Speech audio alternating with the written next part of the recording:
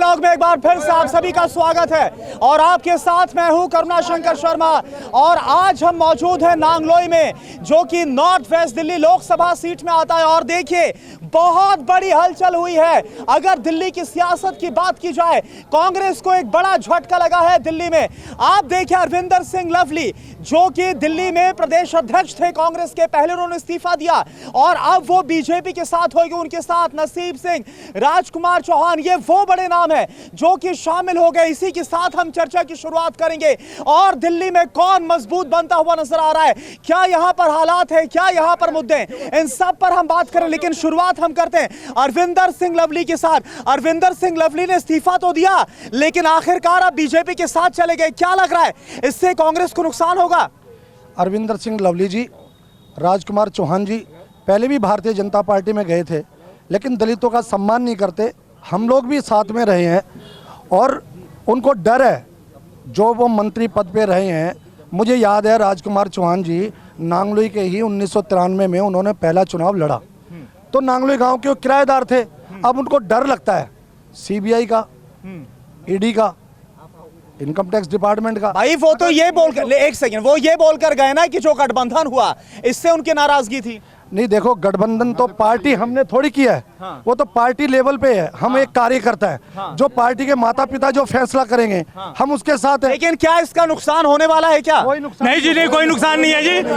भरपूर जीतेंगे हम यहाँ से और जीत के आएंगे। लेकिन एक बात बताइए ना, कांग्रेस को तो लगातार झटका मिल रहा है। अरविंदर सिंह लवली बीजेपी में गए, कल खबर आई पूरी से, वहां पर कांग्रेस की जो उम्मीदवार है उन्होंने टिकट लौटा दिया, बोला फंड के लिए पैसा तक नहीं है। इससे पहले इंदौर के उम्मीदवार ने टिकट लौटा दिया था अपना। ये गठबंधन हो गया जी। हमें ऐसे बेईमान लोग नहीं चाहिए। कौन है बेईमान? कौन है? चौहान है। हाँ। बेईमान है वो लोग, भ्रष्टाचार में लिप्त है। उन्हें डर है कि सीबीआई, किस बात का डर है? किस बेईमानी का पैसा इकट्ठा कर लिया। हाँ। गरीबों को लूटने का काम किया। हाँ। शाम क्यों गए थे पहले, फिर क्यों आए बीजेपी में?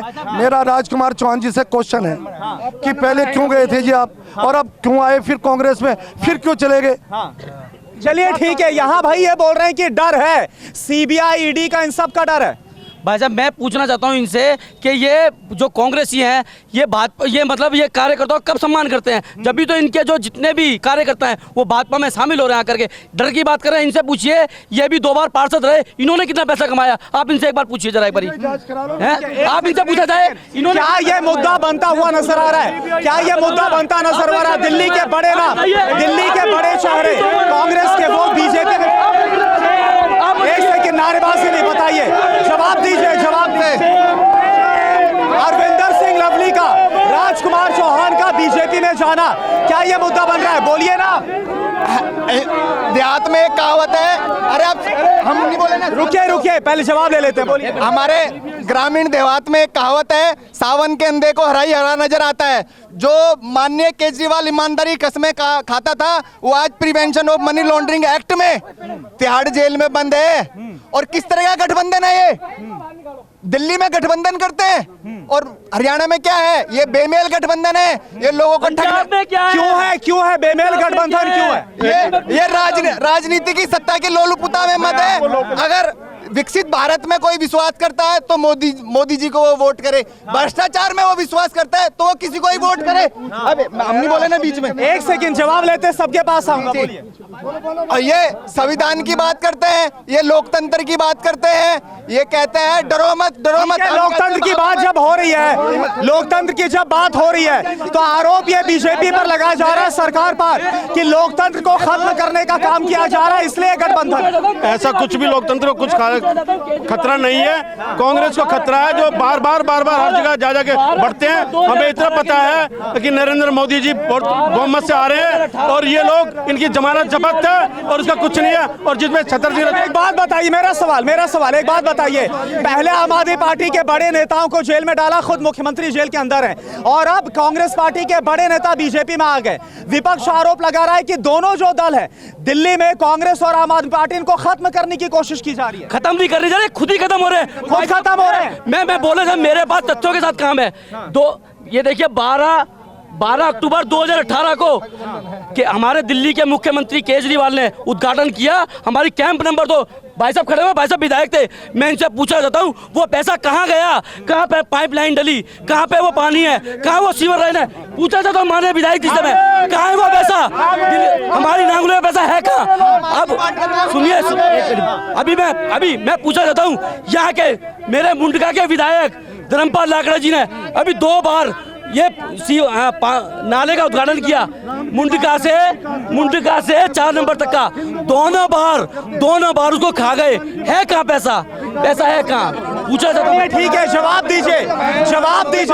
ये लोग विकास की बात नहीं करते, ये हिंदू मुसलमान की बात करते हैं। मैं इनसे कौन कर रहा है हिंदू मुसलमान की भारतीय बात? जनता पार्टी वाले करते हैं। ये राम को अगर ये लाए हैं तो आपको और मुझे कौन लाया है और इनको कौन लेकर आया? मैं मोदी से पूछना चाहता हूँ, अगर राम को मोदी जी लाए हैं तो मोदी जी को कौन लेकर आया है?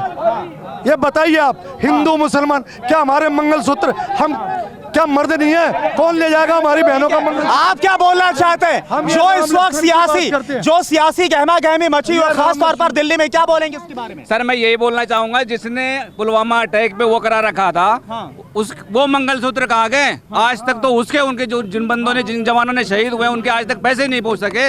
आप उनकी बात करो ना, आप उनकी बात करें, पहले उनके मंगलसूत्र की बात करें। ठीक है, कुछ और लोगों से बात, एक सेकेंड, कुछ और लोगों से बात कर रहा हूँ। एक बात बताइए, अच्छा बोलिए फिर से। आप एक चीज बताइए, इनसे पूछिए कि जो नरेंद्र मोदी जी ने विश्व स्तर पे काम किया है, वो इनके पास एक भी नेता है ऐसा जो ये साबित कर सके कि विश्व स्तर पे कैसा काम किया जा सकता है? इन्होंने गर्द में मिला रखा था हिंदुस्तान को। क्या काम? जो काम है, काम गिनाइए। ये काम, अरे विश्व स्तर पे देखिए। विपक्ष पूछ रहा है, वो ये बोल रहा है, मेरा सवाल इसलिए है, विपक्ष बोल रहा है कि मुद्दों पर बात नहीं करते, यहाँ लोग बोल रहे हैं कि भाई मुद्दों पर बात नहीं, हिंदू मुसलमान किया जा रहा है। हिंदुस्तान में नितिन गडकरी जी इतने ईमानदारी से काम किया, उन्होंने पूरे भारतवर्ष में इतनी बढ़िया बढ़िया सड़कें बनाई। इनों के पास था ऐसा कोई नेता? दिल्ली में जो शीला दीक्षित की सरकार थी गवर्नमेंट के टाइम पे, सबसे ज्यादा घोटाला शीला दीक्षित के राज में हुआ, कॉमनवेल्थ गेम में। विपक्ष आरोप लगा रहा है, एक सेकेंड, विपक्ष आरोप लगा रहा है कि भाई बीजेपी हिंदू मुसलमान कर रही है। ऐसा देखिए, ये केजरीवाल सरकार शीला दीक्षित को भ्रष्टाचार के उसके आरोप लगा के केजरीवाल सरकार आई और आज उसी से गठबंधन कर लिया है। ये गठबंधन नहीं है, ये ठगबंधन है। ये गठबंधन गलत है क्या? ये गठबंधन गलत है क्या? ये ठगबंधन है, ये ठगबंधन है, गठबंधन नहीं है। ठगबंधन क्यों बोल रहे हैं आप? ठगबंधन क्यों बोल रहे हैं? भ्रष्टाचार का पैसा हजम करने के लिए क्या बोल रहे हैं भाई? ये गठबंधन नहीं है, आम आदमी पार्टी कांग्रेस का ठगबंधन है। बोलिए माइक आपके साथ। 5 साल सुनो, एक करके 5 साल हंसराज रह के गया उत्तरी पश्चिम सीट से। एक काम बता दे बीजेपी के 5 साल का, और 5 साल उदित राज रह के गया 2014 से 2019 तक। इतने काम किए और आगे के काम करेगा। एक बात बताइए, उस वक्त वो बीजेपी से तो काम किए, इसके बाद हंसराज उस वक्त वो बीजेपी से काम किए, वो आप इसलिए बोल रहे हैं क्योंकि आप कांग्रेस में आ गए या फिर इसलिए कि वाकई काम किए? काम की बात है, 2019 में भी काम किया और 14 से काम किया उदित राज ने? काम किया। एक बात बताइए, वोट दे रहे हैं 5 साल हंसराज, 5 साल उदित राज, 5 साल हंसराज, 5 साल मंदिर नहीं देते, मस्जिद नहीं देते। उदित राज जी मंदिर नहीं देते, मस्जिद नहीं देते, लेकिन वो सबको। अरे एक सेकेंड, आप उनको एक सेकेंड, एक बात बताइए, इस बार अगर बात करें यहाँ पर नॉर्थ वेस्ट दिल्ली में, तो उदित राज तो कांग्रेस के उम्मीदवार है, लेकिन बीजेपी ने अपना उम्मीदवार बदल दिया।